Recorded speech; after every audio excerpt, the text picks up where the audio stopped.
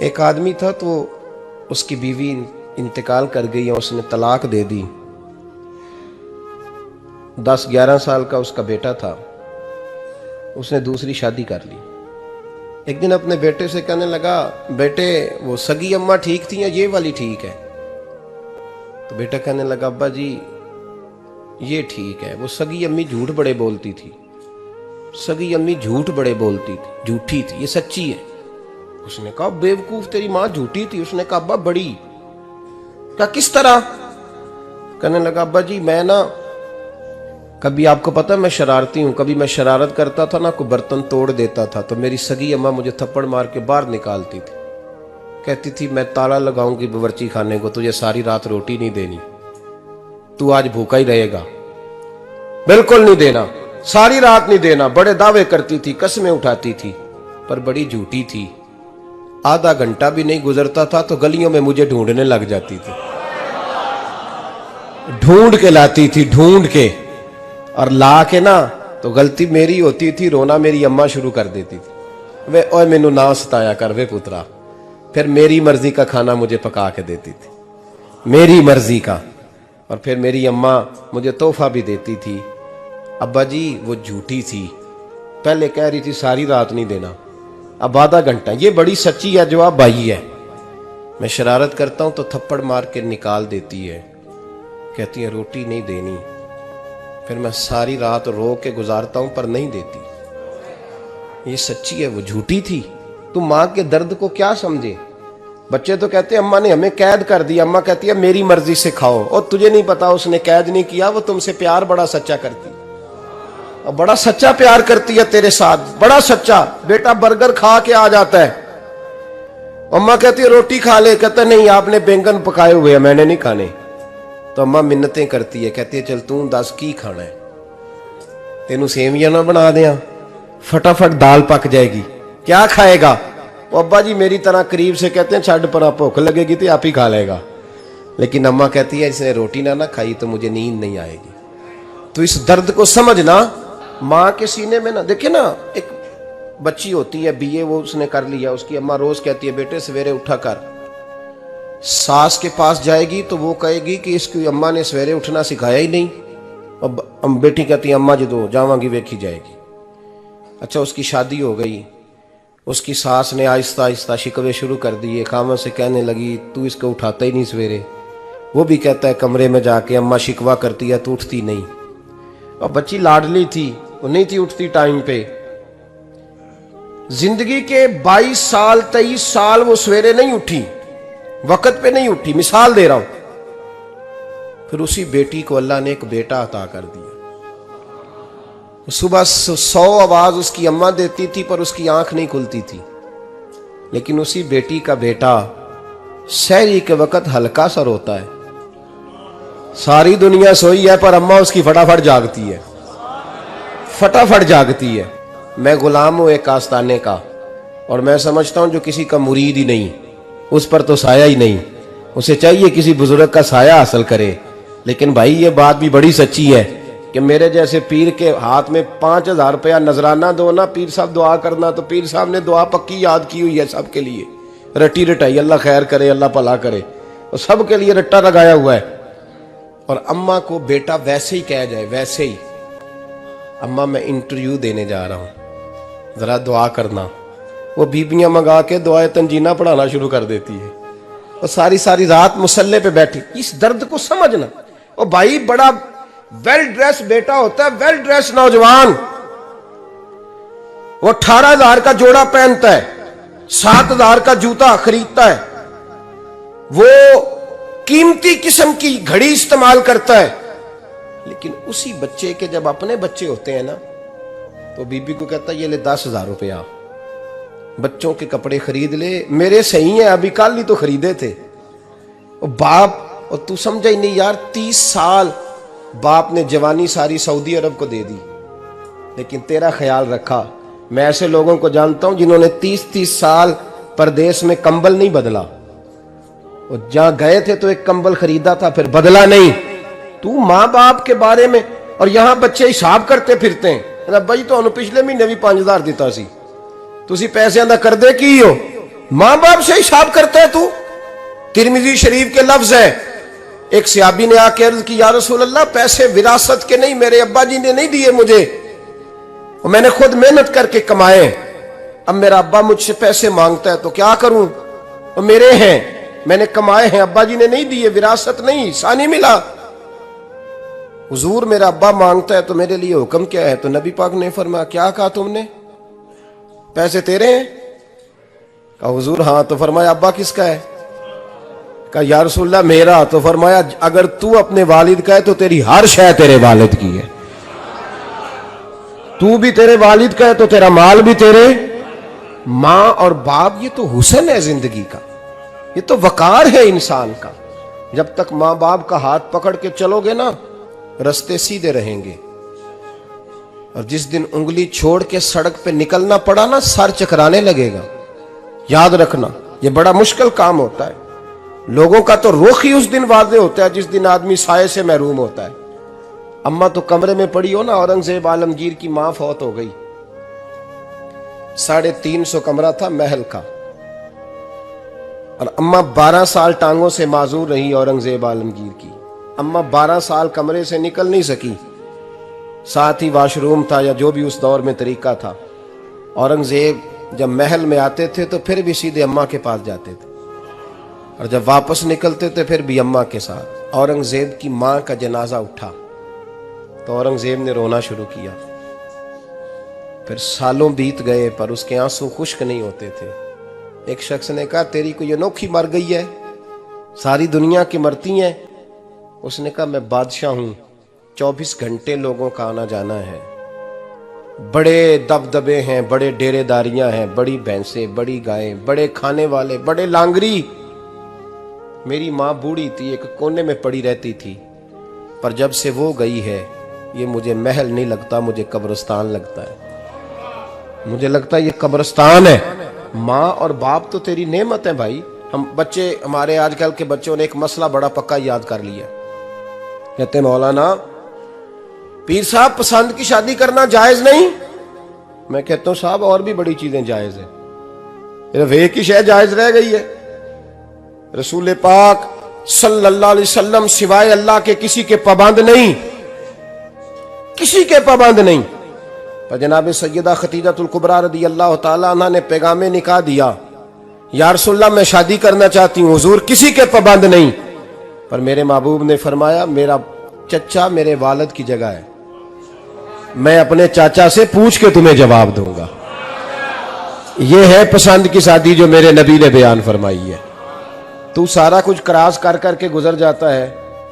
यहां तो हाल यह है कि पालने वाला कोई और साये में बैठने वाला। बाग तेरे दी कर कर राखी मैं सारी उम्र गुजारी, तो जदों ये फल पकन ते आया ते लै गए होर व्यापारी।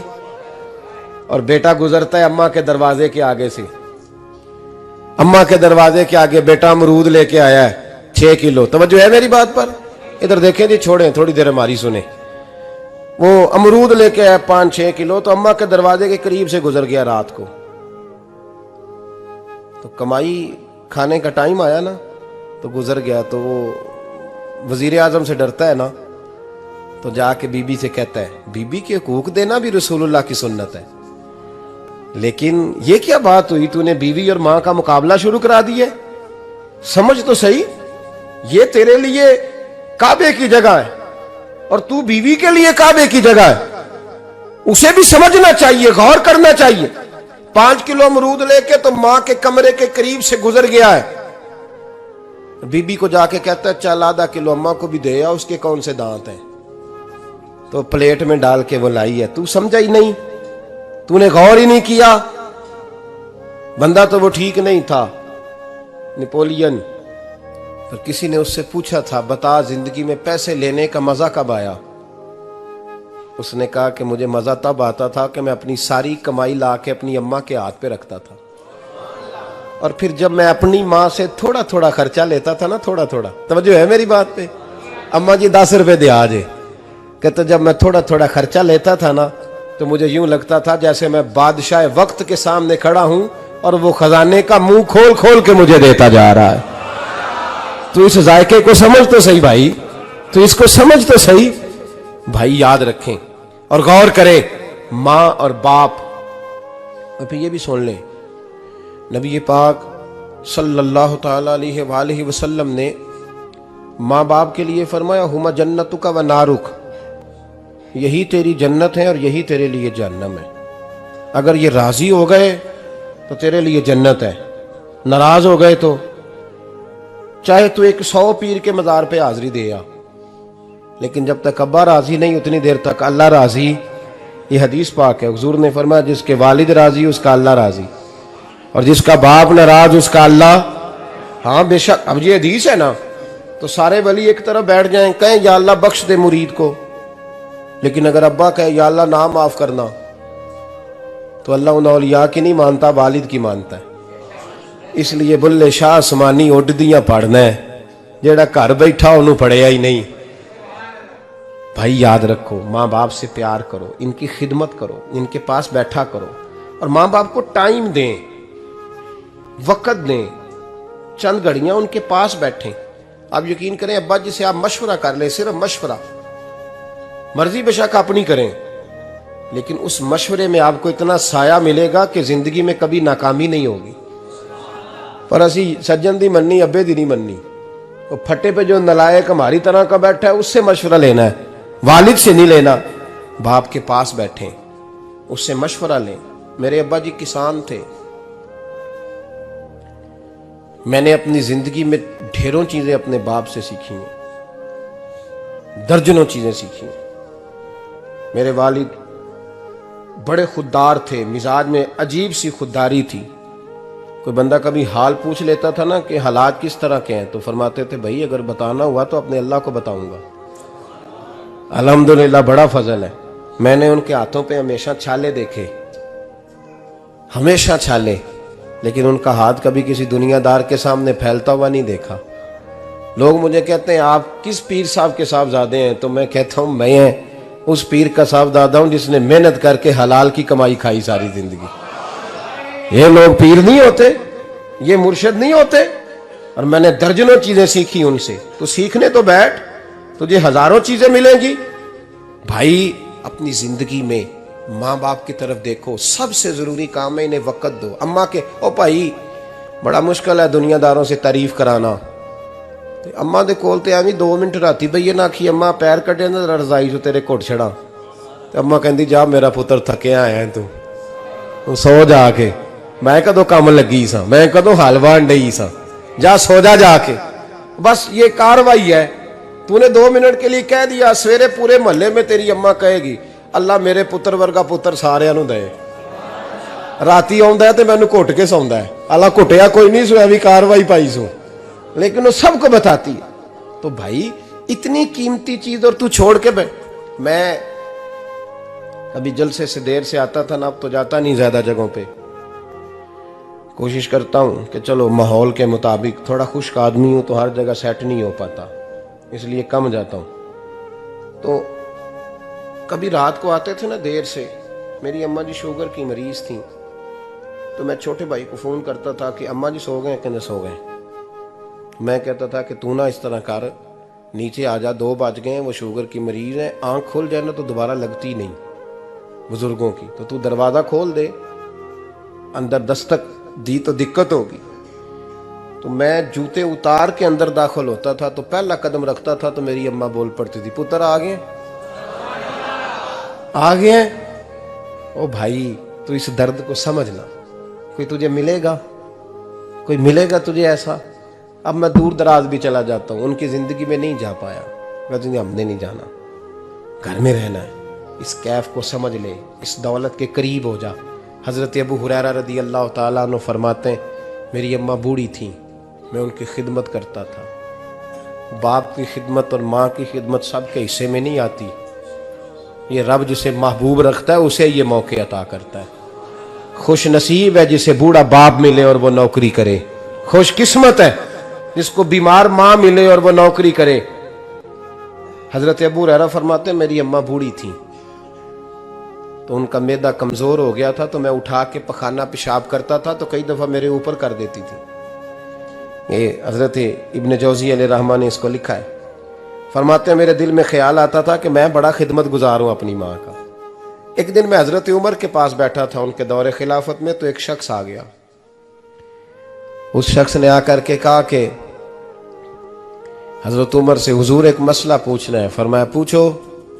वो कहने लगा हुजूर मेरी अम्मा बूढ़ी हो गई है, बीमार रहती है, मरीजा है, मुझे आवाज देती है बेटे पेशाब आया है, आवाज देती है तो मैं अम्मा को उठाता हूं।